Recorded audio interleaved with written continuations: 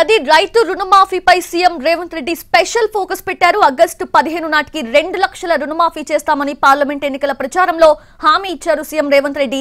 ఇప్పుడు కేబినెట్ లో రుణమాఫీ విధి విధానాలు, రైతు సమస్యలపై చర్చించబోతున్నారు. రుణమాఫీకి 39,000 కోట్ల అవసరమని అంచనా వేస్తున్నారు. అయితే నిధులు సమకూర్చుకోవడం ఎలా అనే దానిపై ప్రెజెంట్ కసరత్తు చేస్తున్నారు. కేబినెట్ లో కూడా ఇదే అంశంపై చర్చించబోతున్నారు. పూర్తి అప్డేట్స్ తెలుసుకుందాము. మా ప్రతినిధి సుధీర్ లైవ్ లో సిద్ధంగా ఉన్నారు. సుధీర్, ఏంటి కేబినెట్ లో చర్చలు ఎలా సాగుతున్నాయి? రేవంత్ రెడ్డి ప్రభుత్వం అధికారంలోకి వచ్చి 6 నెలలు గడుస్తుంది. ఆ నేపథ్యంలో ఈరోజు సుదీర్ఘంగా కేబినెట్ సమావేశంలో చాలా అంశాలు చర్చించాలని చెప్పేసి అయితే ఎజెండా ప్రిపేర్ చేసిన పరిస్థితి కనిపిస్తుంది. దాదాపుగా 30 నుంచి 40 అంశాలపై ఇందులో చర్చించే అవకాశాలు అయితే కనిపిస్తున్నాయి. ముఖ్యంగా రైతు ఎజెండాగానే ఈ ఎజెండా మొత్తం కూడా ప్రిపేర్ అయినట్టు కూడా తెలుస్తుంది. అందులో భాగంగానే రైతు రుణమాఫీకి సంబంధించి కీలక ప్రకటన కూడా చేసే అవకాశం అయితే కనిపిస్తుంది. ఎందుకంటే రైతు రుణమాఫీకి సంబంధించి తెలంగాణలో అధికారంలో కాంగ్రెస్ పార్టీ రావాలంటే రైతు రుణమాఫీ 2 లక్షలు చేయాలని చెప్పేసి గతంలో వారు నిర్ణయం తీసుకున్నారు.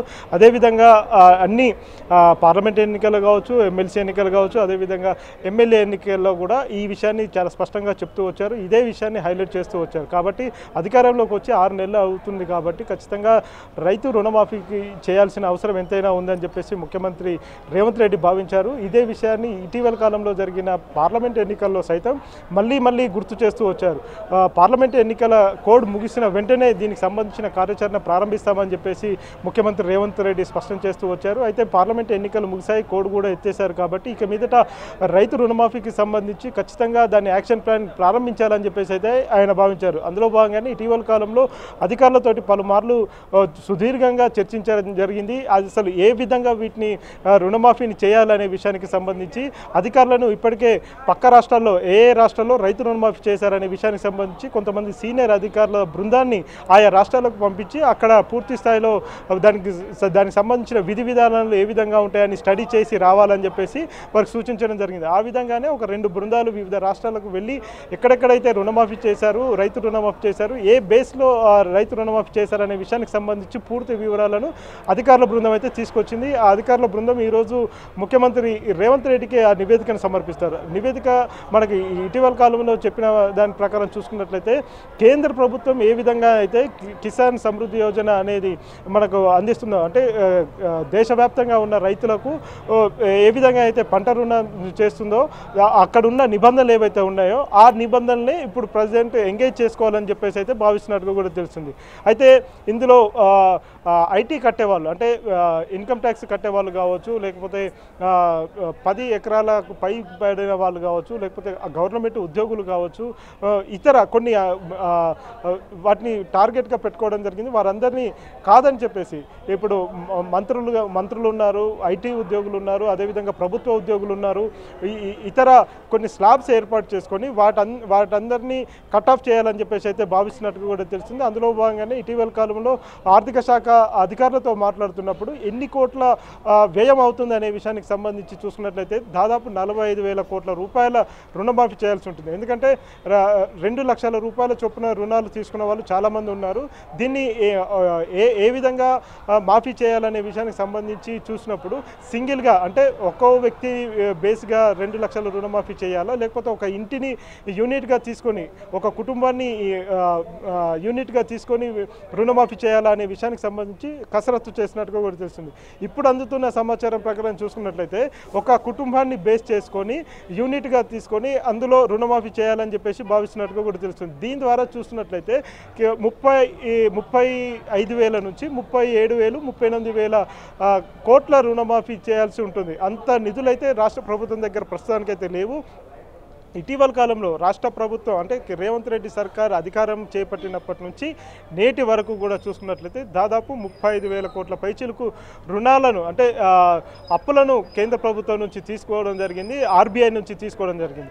ఆర్బీఐ నుంచి ఇంత మొత్తంలో తీసుకుంటే ఇందులో దాదాపుగా 38,000 కోట్ల రూపాయలు అప్పులు చెల్లించినట్టుగా, అంటే గత ప్రభుత్వం చేసిన అప్పులు దాదాపు 9 సంవత్సరాల్లో వివిధ సంక్షేమ పథకాలు కావచ్చు, లేకపోతే అభివృద్ధి పథకాలు కావచ్చు, వివిధ ప్రాజెక్టుల పేరు మీద తీసుకున్న అప్పులు ఏవైతే ఉన్నాయో ఆ అప్పులకు వడ్డీ కట్టడానికే 38,000 కోట్ల రూపాయలు, అంటే ఇప్పుడు తీసుకున్న అప్పుతో పాటుగా ఈ ఆర్బీఐ నుంచి తీసుకున్న 35,000 కోట్ల అప్పుతో పాటుగా అదనంగా మరొక 3-4,000 కోట్ల రూపాయలను వడ్డీ రూపంలో చెల్లించినట్టుగా కూడా ఇటీవల కాలంలో ఆర్థిక శాఖ ప్రకటించడం జరిగింది. ఏ నెలలో ఎంత తీసుకోవడం జరిగింది ఏంటి అనే విషయానికి సంబంధించి ఆ రుణాలకు సంబంధించిన వివరాలను అయితే స్పష్టం చేసింది. ప్రస్తుతం రైతు వేదికగా రైతు సంక్షేమమే ధ్యేయంగా ప్రభుత్వం ముందుకు కదులుతుందని చెప్పేసి రేవంత్ రెడ్డి స్పష్టం చేస్తూ వచ్చారు. అందులో భాగంగానే రైతుల సంక్షేమం కోసం, రైతు బాగు కోసం ఏమైనా చేస్తామని చెప్పేసి ఇప్పటికే ప్రకటించడం జరిగింది. అయితే ఇటీవల కాలంలో మనం చూస్తున్నాము రైతులకు సంబంధించి విత్తనాలు కావచ్చు, ఎరువులు కావచ్చు, ఇవన్నీ కూడా సకాలంలో అందించేందుకు ప్రతి క్షణం అధికారులతోటి సమీక్ష సమావేశం నిర్వహిస్తున్నారు తుమ్మల నాగేశ్వరరావు గారు. తుమ్మల నాగేశ్వరరావు ఒకవైపు సమీక్ష సమావేశం నిర్వహిస్తూనే కేంద్ర ప్రభుత్వం నుంచి రావాల్సిన ఈ యూరియాలు కావచ్చు, ఈ వివిధ రసాయనాలు కావచ్చు, ఎరువులు కావచ్చు, వీటన్నిటిని కూడా తెప్పించే ప్రయత్నం అయితే చేస్తున్నారు. గత ప్రభుత్వంలో యూరియాకు చాలా కొరత ఉండేది అని చెప్పేసి తుమ్మల నాగేశ్వరరావు పదే పదే చెప్తూ వచ్చారు. ఇటీవల కాలంలో మనం చూసాం కొన్ని ప్రాంతాల్లో రైతులు ఏకంగా పెద్ద లైన్లలో నిలబడి యూరియా కోసం పడిగాపులు కాసిన పరిస్థితి వచ్చింది. ఇది కొంత మిస్అండర్స్టాండింగ్, కేంద్ర ప్రభుత్వం రాష్ట్ర ప్రభుత్వం మధ్య మిస్అండర్స్టాండింగ్ కారణంగానే ఇలా జరిగిందని చెప్పేసి మనకు అంటే తెలంగాణకు రావాల్సిన కోటాను ఇటు పక్కన ఉన్న మహారాష్ట్రకు తరలించుకుపోవడంతో ఆ సమస్య వచ్చింది. ఇప్పుడు రాష్ట్రంలో యూరియా కొరత కావచ్చు, విత్తనాల కొరత కూడా ఎలాంటి కొరత లేదని చెప్పేసి చాలా స్పష్టంగా చెప్పారు. ప్రస్తుతం రాష్ట్రంలో రైతులకు ఎలాంటి ఇబ్బంది లేదు. సకాలంలో వర్షాలు కురిస్తే ఇప్పుడు రైతు పెట్టుబడి సహాయం అంటే రైతు భరోసా కూడా చెల్లించాల్సి ఉంటుంది. గతంలో ఇచ్చిన హామీ ప్రకారం గత ప్రభుత్వం ఇచ్చిన దానికంటే అదనంగా మరొక 1,000 రూపాయలు అదనంగా ఇస్తామని చెప్పేసి అంటే రేవంత్ రెడ్డి సర్కార్ అయితే చెప్తూ వచ్చింది. రేవంత్ రెడ్డి సర్కారు అధికారంలోకి వచ్చి 6 నెలలు అవుతుంది కాబట్టి ఖచ్చితంగా ఈ రైతు భరోసా నిధులను కూడా పెంచాల్సిన ఆవశ్యకత ఎంతైనా ఉంది. ప్రస్తుతానికి రైతు రుణమాఫీని చేసిన తర్వాత రైతు భరోసా చెల్లించే కార్యక్రమాన్ని కూడా చేపట్టాలని చెప్పేసి ఇటు ఆర్థిక శాఖను కూడా ఆదేశించడం జరిగింది. ఆర్థిక శాఖ ఈ విషయానికి సంబంధించి ఇప్పటికే చాలా నిబంధనలు తీసుకొచ్చింది రైతు భరోసా విషయంలో కావచ్చు. ఎందుకంటే గతంలో రైతు భరోసా అనేది చెట్లు, పుట్టలు, కొండలు, కోనలు ఇలా ఏ రోడ్లకు కూడా నేషనల్ హైవేలకు కూడా రైతు భరోసా అంటే రైతు బంధు కింద వాటికి సహాయం చేసిన పరిస్థితి ఉంది. ఎంతోమంది పేదలను కాదని చెప్పేసి పెద్ద పెద్ద వాళ్ళకు 100 ఎకరాలు ఉన్న వారికి పెద్ద భూస్వాములకు కూడా రైతు భరోసా ఇచ్చిండ్రు కాబట్టి దీంట్లో చాలా వరకు కోతలు పెట్టే అవకాశాలు అయితే కనిపిస్తున్నాయి.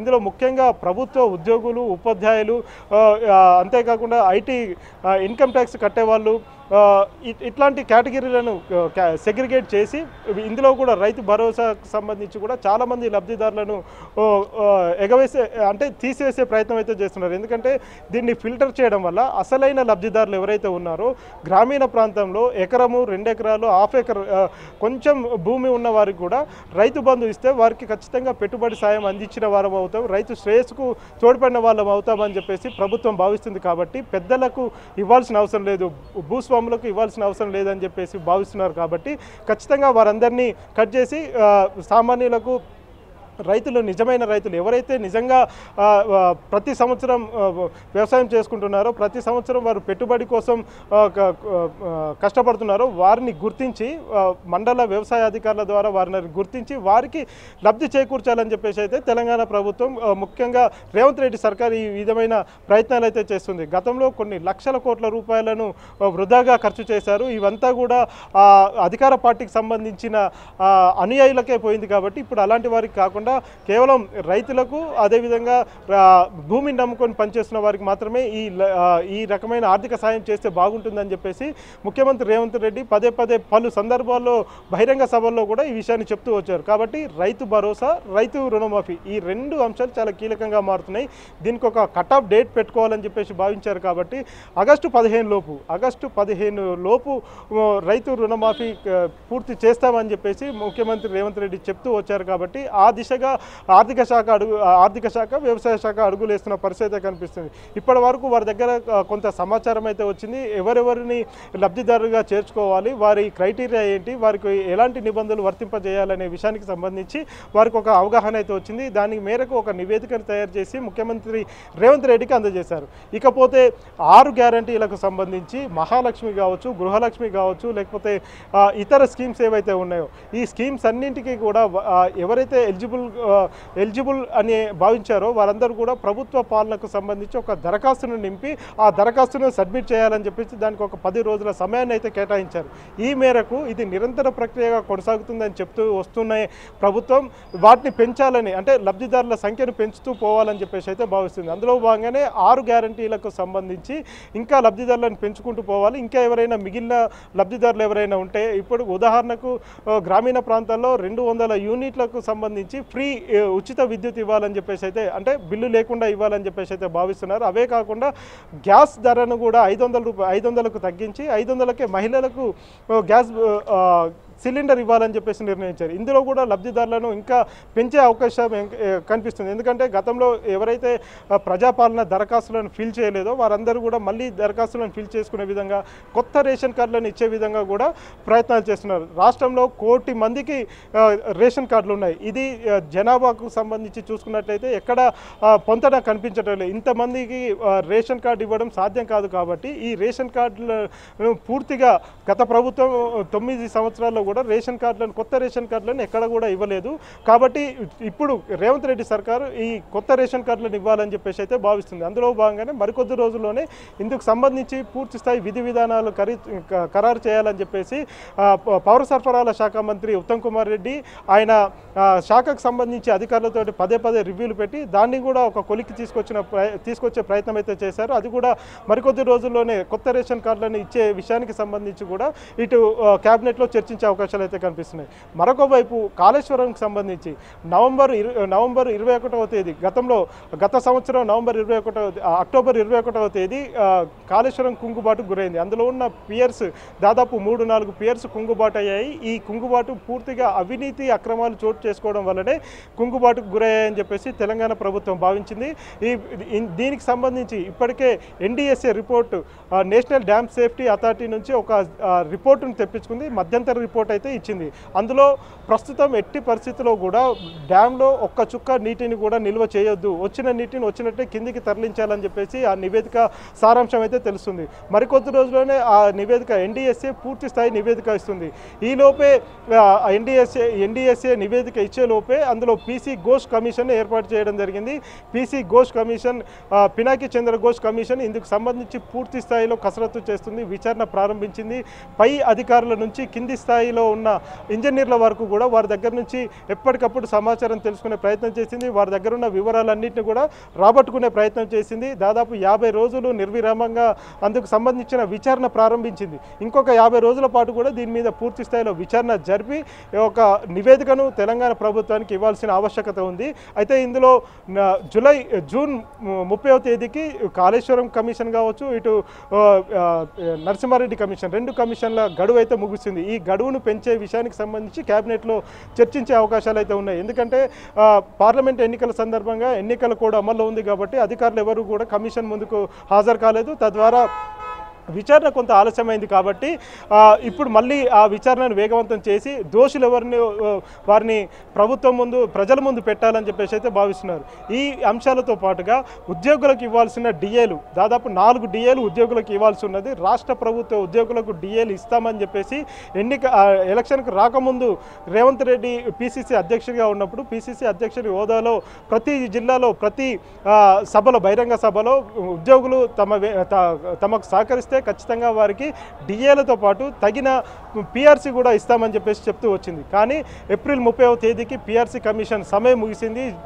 శివశంకర్ కమిషన్, PRC కమిషన్ చైర్మన్గా శివశంకర్ వ్యవహరిస్తున్నారు. శివశంకర్ సమయం అంటే పదవీ కాలం కూడా ముగిసింది, ఆయనకు ఎక్స్టెన్షన్లో ఉన్నారు. PRC కమిషన్కు సంబంధించి ఏప్రిల్ 30వ తారీఖే కమిషన్ సమయం ముగిసింది కాబట్టి కమిషన్ ఒక నివేదిక ఇవ్వాల్సి ఉంది. ఇవన్నీ అంశాలను కూడా చర్చించే అవకాశాలు అయితే కనిపిస్తున్నాయి. సౌజన్య.